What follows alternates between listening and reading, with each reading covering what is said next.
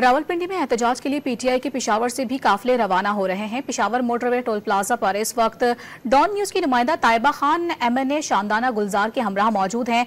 उनसे जानते हैं कि उनका क्या कहना है। ताइबा, बताइएगा एहतजाज के हवाले से क्या कहना है शानदाना गुलजार का?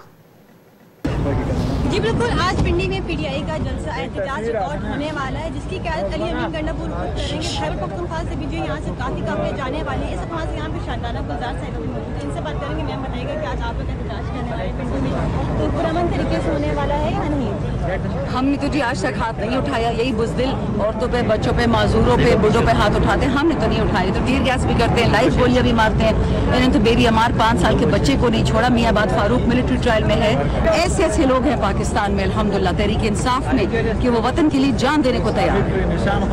जी बिल्कुल, जैसे कि आपने यही कहना है कि यहाँ पे होने